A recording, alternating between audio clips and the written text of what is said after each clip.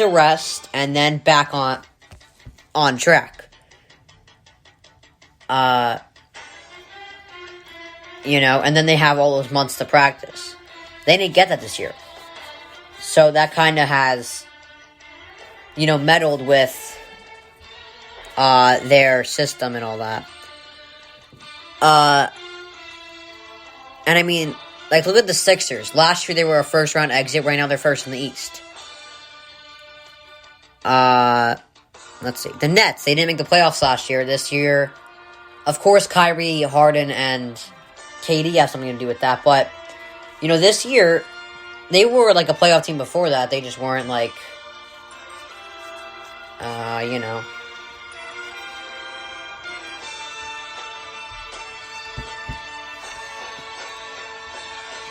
they didn't seem special. Alright.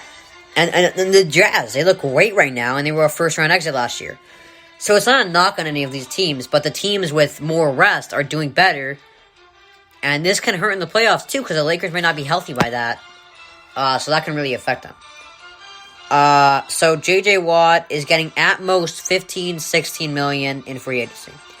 Now, the crazy thing is here, the Browns have been brought up in favors to sign him, but I don't think they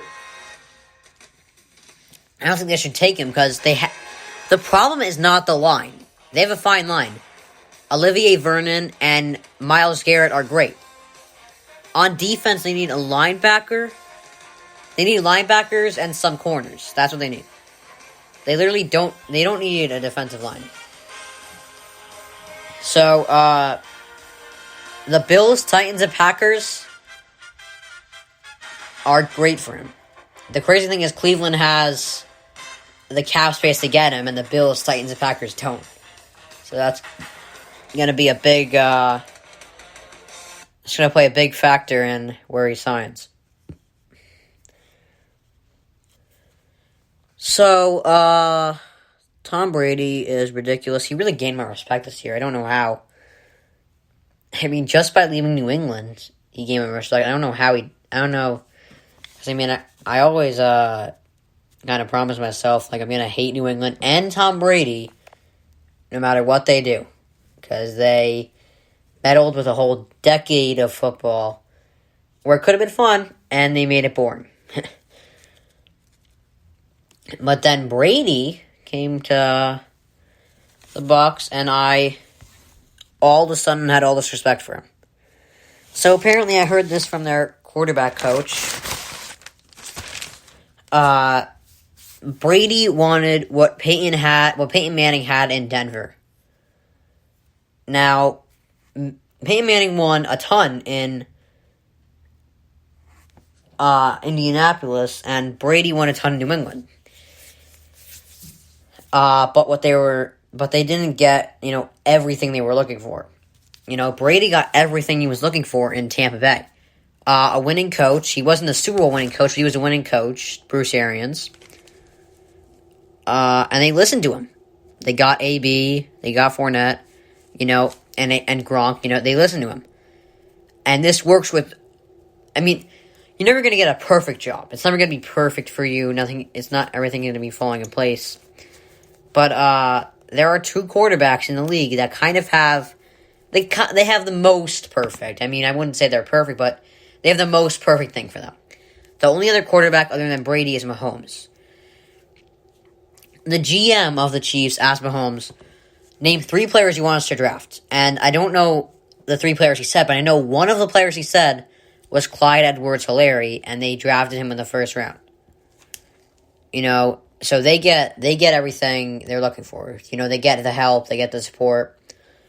Rodgers and Wilson, they don't get this. Wilson, he merely suggested some changes, and they completely dismissed him. A couple years ago, all Rodgers asked for was that the Packers re-sign Jared Cook. And they didn't re-sign him. And they fired the quarterback coach without telling him. The situation is only perfect for Mahomes and Brady right now. And look who was in the Super Bowl this year. So, you don't have to make it perfect for them. like I said, it's just most perfect for Mahomes and Brady. But just like kind of take care of them. Like get Rodgers a slot receiver in free agency. Re-sign Cook all he was asking was re-signing Cook. It's not like he was like, yeah, so sign everyone back. Everyone in free agency. Because there's always a lot of people in free agency. Just sign them all. He was just asking for Jared Cook. I don't know why, but apparently he saw something and they didn't care that he saw something. So, Brady and Mahomes have the most perfect situation in the league. So, J.J. Watt and the Browns, well, I don't know if they have mutual interest, like mutual. I think it's only one way, but there are apparently 5 teams in the running. The Bills, the Titans, the Steelers, the Browns, and Green Bay. The Browns are the only team with cap space to get 15 or 16 million. This isn't a fit. That's the problem. They have Garrett and Vernon. What they need is some linebackers. And honestly, the Browns also, because I know J.J. Watt wants to win now. And the Browns are definitely headed in the right direction, but they're not going to win now. They're going to win in a year or two. So Bills, Packers, and Titans. Bills and Packers are probably the best there. The Bills and Packers were as close as you can get. They lost to... one team, the Packers, lost to the GOAT. And the other team lost to one of the most special teams in the league. One of the most special teams in a decade. So the Bills and the Packers are as close as you could get. Unless you want to go to the Bucs. And the Bucs are probably not going to be looking for any D-linemen. Unless they lose Ndamukong Suh. And I think by the time they lose Ndamukong Suh, they're going to... Watt will already have a decision. So, I think Bills and Packers is the best place. Because they're both winning right now, and they need a pass rusher. So, I'd sign there. And I saw a report that those are actually the teams, the Bills, Packers, Titans, that he's down to. And I hope so, because, it's the right move for him. They're winning franchises. Right now, all 3 of them are set at head coach. They literally have no weaknesses right now. They all have the right coach. They all have the right quarterback. They have... let's look at the Bills. All right, so they have a pretty good O-line, a great quarterback, great receiver, great coach, situationally a good defense, and they're winning right now, so that's a great place for him. Titans, best running back in football, great quarterback, pretty good O-line, great receivers. They might lose Corey Davis, but they got great receivers. They still have A.J. Brown. And their defense is their weakness. That's a problem there, their defense. So I think they would be number 3. Number 2, and then there's a toss-up. I think the Titans are 3, and then a toss-up between the Bills and Packers. Because the Packers, they're going to lose Aaron Jones probably, but they still have a great O-line, a great quarterback, great coach, great receiver, and a pretty good defense. So I'd say Bills and Packers are a toss-up there, and I'd pick one of those teams. I think they're perfect for him. And the Packers also have that hometown discount, so that's big. Alright.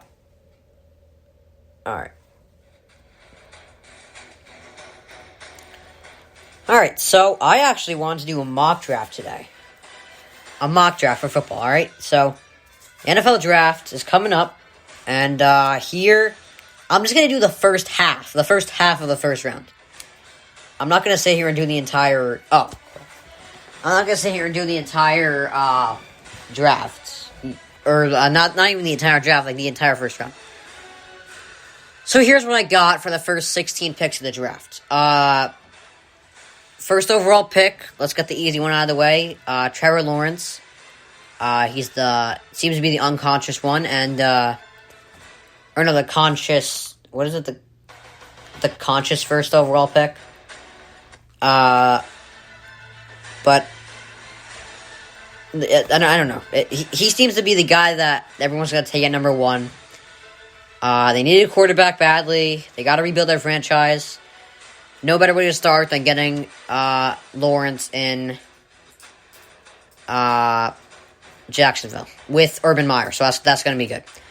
At number 2, I think the Jets pass on a quarterback. Okay, so I'm going to do this based on what they are right now. So right now they have Sam Darnold. As of now, they're keeping him. I'm going to do this based on if they're keeping Sam Darnold. So if they keep him, they're going to draft Devontae Smith. They're going to get a receiver. I don't think they take an O-lineman. I think they take an O-lineman. I think later in the draft at 23, they pick a running back or an O-lineman.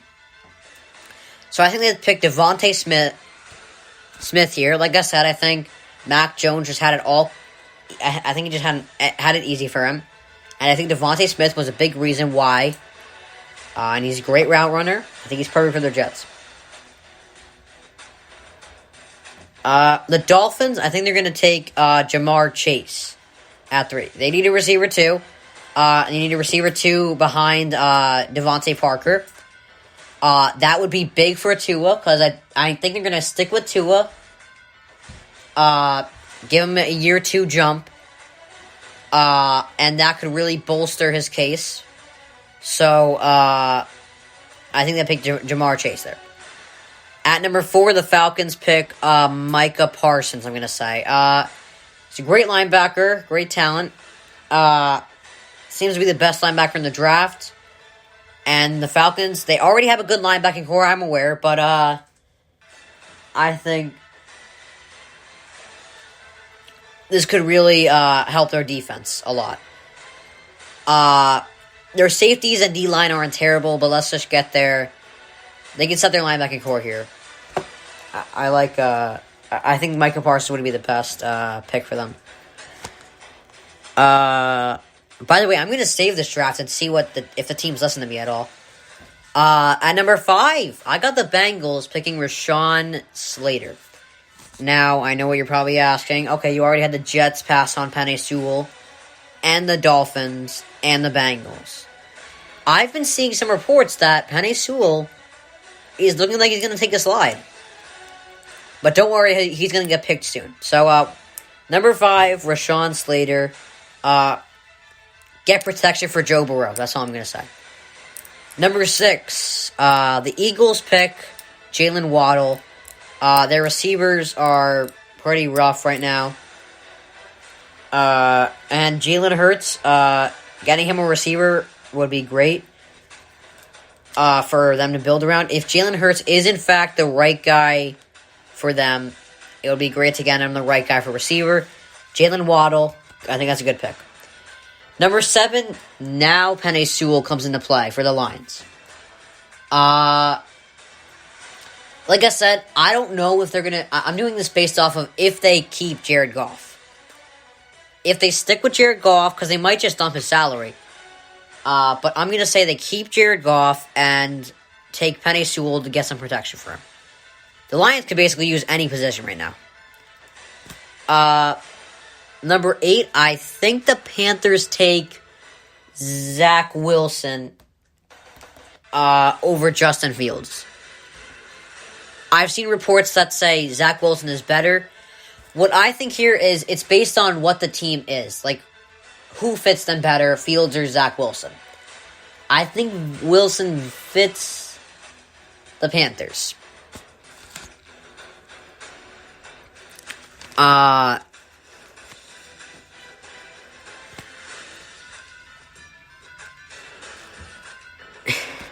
I don't know. I've heard that they love Justin Fields, but I think it just seems like Zach Wilson is being said to have more talent, and I think they both equally fit them. So I'm saying Zach Wilson goes number 8 to the Panthers. And number 9, the Broncos take Justin Fields here. They're looking to move off Drew Lock. They need a quarterback. And really right now, if they take Justin Fields as a good person to build around, and they really just need to start building around their team before they fire their coach at the end of the year.